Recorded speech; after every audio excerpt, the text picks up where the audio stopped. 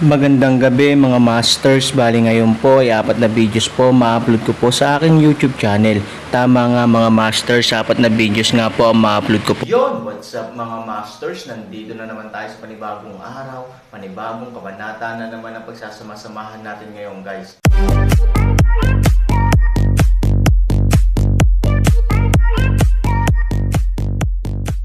Bali mga masters, kung bago ka pa lang po sa aking YouTube channel, please click the subscribe button, lalong-lalo na po yung notification bell guys, para maging connected pa rin tayo sa isa't isa at maging updated kayo sa mga susunod ko pang video.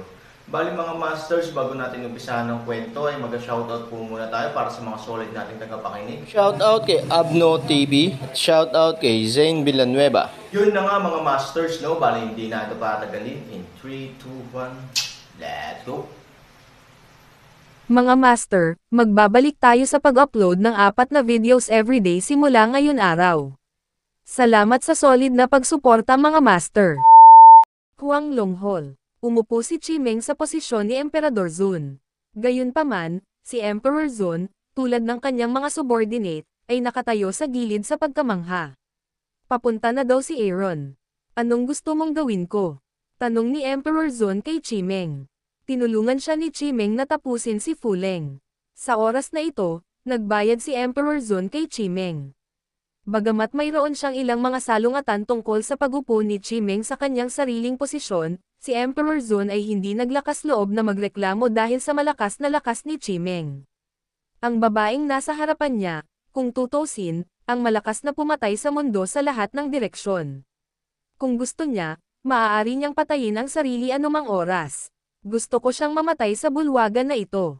Si Chimeng ay nagngangalit ang kanyang mga ngipin at sinabi na ang Aaron ay gumagamit ng ontolohiya upang pagbabantaan siya, na isang labis na kahihiyan para sa kanya. Bilang isang magic soldier noong sinaunang panahon, napakataas ng demand ni Chimeng para sa pagpili ng master, at ang Aaron, isang pag-aaksaya, ay halatang hindi matugunan ang kanyang mga kinakailangan, kaya ang banta ng Aaron ay lubos na ikinagalit ni Chimeng.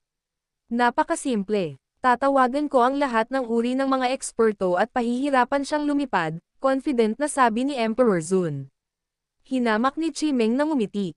Bagamat kailangan niyang gamitin si Emperor Zun para patayin si Han 3,000, ang mga salita ni Emperor Zun ay nakakaramdam siya ng katawa-tawa. Ang Aaron ay isang nunal na langgam para sa mundo ng lahat ng direksyon, ngunit sa mundo ng Xuanyuan, siya na may banal na kaharian ay ganap na malakas. Alam mo ba kung ano siya? Sabi ni Chimeng. Si Emperor Zun ay nagpakita ng kumpiyansa ng ngiti at sinabing, wala kang alam.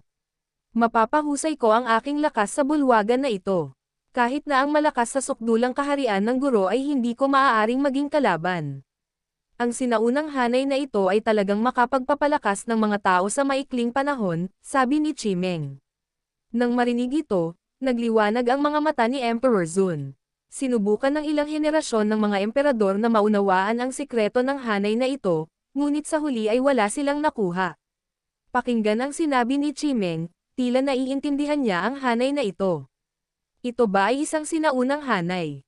Alam mo ba ang sikreto ng hanay na ito? Curious na tanong ni Emperor Zun. Ito ay itinayo ng isang sinaunang malakas na tao. Sa simula, ito ay upang talunin ang isa pang sinaunang malakas na tao. Sa simula ng pagbuo, mayroon itong mas malakas na kapangyarihan.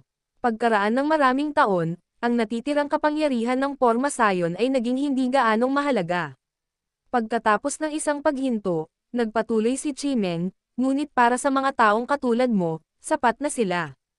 Nang makitang ganito ang sinabi ni Chimeng, hindi napigilan ni Emperor Zun na magtanong, ibig mo bang sabihin, ang hanay na ito ay nilikha ng sinaunang malakas? Bueno, hindi mo ba narinig ang tungkol sa mga sinaunang digmaan?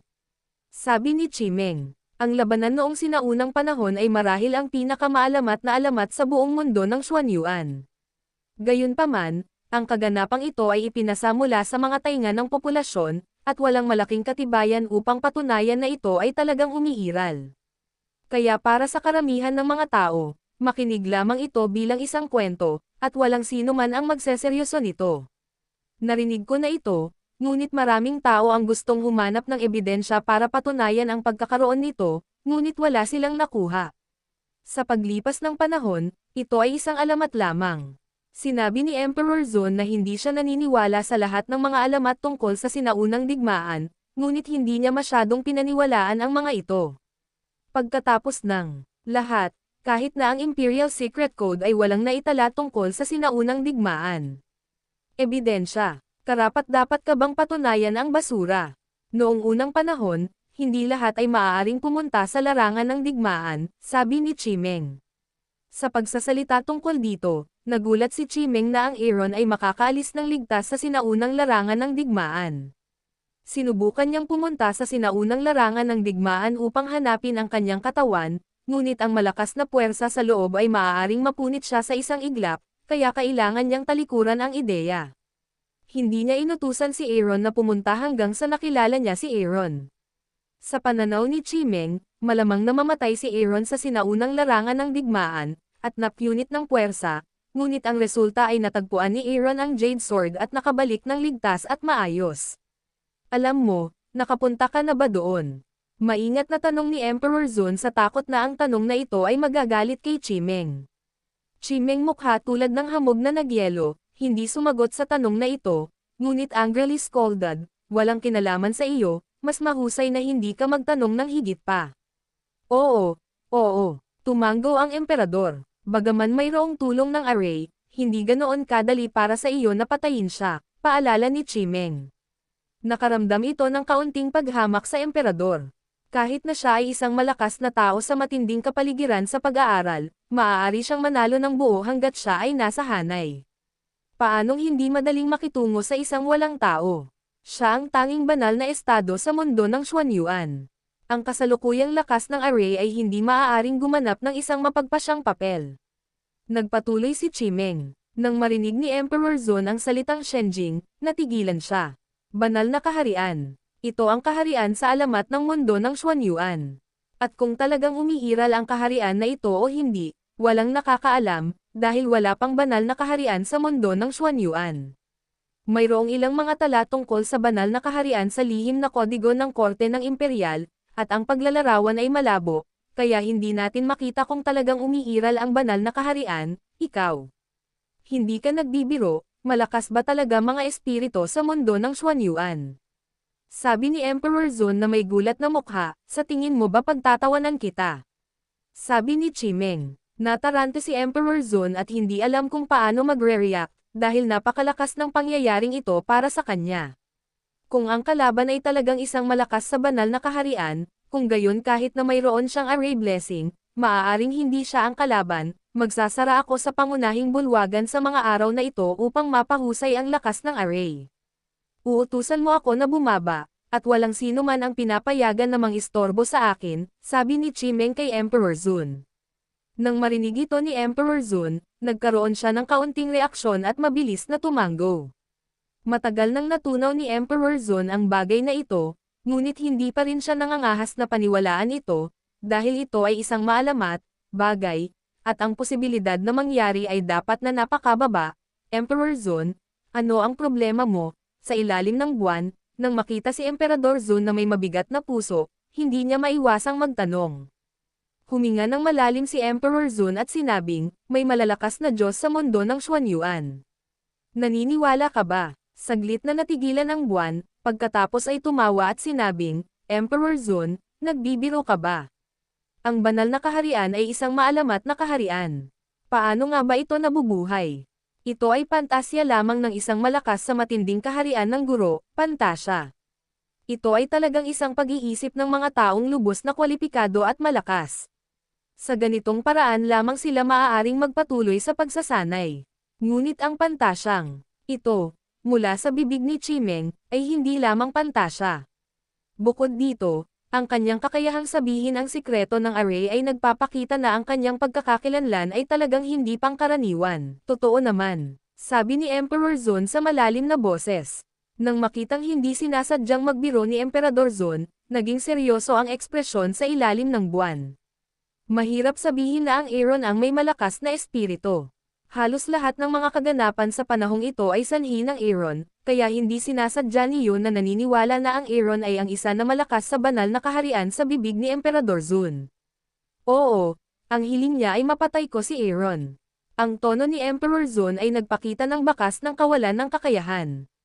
Sa harap ng malakas na Diyos, kahit na mayroon siyang array na pagpapala, wala siyang tiwala, dahil ito ay lampas sa kanyang lakas ng pag-iisip. Patayin ang malakas sa kaharian ng Diyos. Ang buwan ay walang kamalay-malay na lumunok ng laway, sinabi, ito ay hindi isang simpleng bagay, bakit hindi niya ito gawin ng mag-isa? Sa isyong ito, naisip din ni Emperor Zone na kayang patayin ni Chimeng ang mga makapangyarihang tao mula sa buong mundo, at ang banal na kaharian ay maaaring mas simpleng bagay para sa kanya. Ngunit kung hindi niya ito gagawin, tiyak na isang lihim na hindi mahuhulaan ni Emperador Zone sa kanyang kalooban. I don't know, but she can't do it for some reason. Sabi ni Emperor Zone, hindi kaya ni Chimeng, ngunit huwag maglakas loob. Siya ay may lakas upang patayin si Aaron, ngunit sa proseso, ang Aaron ay mayroon ding oras upang sirain siya. Kapag nasira ang katawan, si Chimeng, bilang espiritu ng espada, ay natural na magiging kasangkot. Sa oras na iyon, natatakot ako na diretso siyang maging aura at mawala. Ngunit kung gusto mong makitungo sa mga malalakas sa banal na kaharian, hindi ka ba mamamatay? Sa susunod na mukha ay nag-aalalang sabi, maaari niyang gawing mas malakas ang hanay, upang mapahusay ang aking lakas. Dahil hiniling niya sa akin na gawin ito, tutulungan niya ako ng buong lakas. Sabi ni Emperor Zone, tumanggaw si Yuaxia. Kung gayon, si Emperor Zone ay maaaring magkaroon pa ng pagkakataon na harapin ang Aaron. Ngunit ngayon gusto kong malaman kung siya ay talagang isang taong malakas sa Diyos. Handang paniwalaan ni Emperor Zone ang mga salita ni Chimeng, ngunit gusto rin niyang kumpirmahin ito sa kanyang sariling paraan. Pagkatapos ng lahat, para sa mundo ng Xuanyuan, ang banal na kaharian ay medyo hindi kapanipaniwala. Nga pala, dumating na si Fei Lengsheng. Baka alam niya yon. Sinabi ni Yuaxia na para sa kanya, na siyang namamahala sa lahat ng katalinuhan. Sa unang pagkakataong lumitaw si Fei Lengsheng sa Huanglongcheng, natanggap niya ang balita. Paano siya biglang dumating sa lungsod ng Huanglong? Iginalang ng emperador ang kahangahangang paraan. Hindi ako sigurado, pero tatawagan kita para magtanong, di ba? Sabi ng buwan. Oo, tumanggaw si Emperor Zone at sinabing, please invite her. Makikita ko siya kaagad. Isang pribadong patio sa lungsod ng Huanglong. Ito ang tahanan ni Fei Lengsheng sa lungsod ng Huanglong, bagamat hindi siya madalas bumalik sa lugar na ito, palaging nakatira dito si Fei Lengsheng kapag pumupunta siya sa lungsod ng Huanglong. Ang dahilan kung bakit siya lumilitaw sa lungsod ng Huanglong ay aktwal na nauugnay sa Aaron. Dahil inimbitahan ni Emperador Zone ang Aaron sa Huanglong City, at dumating si Fei Lengsheng upang makita kung ano ang gustong gawin ni Emperador Zone sa Aaron. Nasa Fei Lengsheng pa rin ang alaala ng nakaraan, kaya alam niya na ang Emperador Zone ay minsang namatay sa kamay ni Aaron, kung ang kasaysayan ay mauulit, at kung si Emperador Zone ay mamamatay sa parehong paraan, na kung saan ay isang bagay na napaka-curious ni Fei Lengsheng. Higit sa lahat, gusto din ni Fei Lengsheng na makita kung sino ang maaaring pumatay kay Fu Ling. Hindi ko akalain na hindi nagtagal pagka-uwi ko, dumating na sa akin si Mr. Yu. Ang bait talaga ng balita. Nang tumayo si Yuaxia sa pintuan ng bahay ni Fei Lengsheng, naramdaman na ito ni Fei Lengsheng. Hindi nagpakita ng sorpresa si Yuaxia. Pagkatapos ng lahat, si Fei Lengsheng ay isang malakas na guro. Natural lang sa kanya na maramdaman ito. Master Fei, gusto kang makita ni Emperor Zone. Mangyaring sumama sa akin, sabi ng buwan. Bagaman si Fei Lengsheng ang pinakamakapangyarihang tao sa korte ng imperial, kailangan niyang sundin ang panawagan ng emperador. Ngunit si Emperador Zone ay dumating sa pintuan ng napakabilis na hindi naintindihan ni Fei Lengsheng kung ano ang gusto niyang gawin. Habang papunta sa patio ni Emperor Zone, tinanong ni Fei Lengsheng si Yuaxia, Lord Yu, ano ang magagawa ni Emperor Zone para sa akin? Isa lang akong mensahero. Talagang mataas ang tingin sa akin ni Elder Fei. Paano ko malalaman kung ano ang gusto ng emperador na gawin mo? Nakangiting sabi ni Mon. Mahinhin talaga si Lord Yu. Sino sa Imperial Court ang hindi nakakaalam na ikaw ang pinagkakatiwalaan ni Emperador Zone at alam ang lahat tungkol kay Emperor Zone? Paanong hindi mo malalaman ang ganoong kaliit na bagay? Nakangiting sabi ni Fei Ling, dapat alam ng matandang ito ang dahilan, ayoko lang ibunyag. Nagbibiro si Master Fei. Paano ko malalaman ang lahat tungkol kay Emperor Zun? Siya ang Superior Emperor Zun, at isa lang akong alipin. Sabi ng buwan. Dahil hindi sinasadya ni Lord Yu na sabihin, ayoko na. Sana lang hindi ako humingi ng tulong sa akin ni Lord Yu in the future. Kung hindi, baka hindi ako makatulong. Malamig na sabi ni Fei Ling. 2 tao ang hindi na nagsasalita, hanggang sa Imperial Court. Ang korte ng Imperial, sa literal, ay ang tirahan ng emperador. Masasabing ito ang pinakamarangyang patio at ang pinakabantayang lugar sa buong Imperial Court. Yun na nga mga masters, no? Bali panibagong kabanata na naman yung natapos natin ngayong gabi. Muli, maraming salamat po.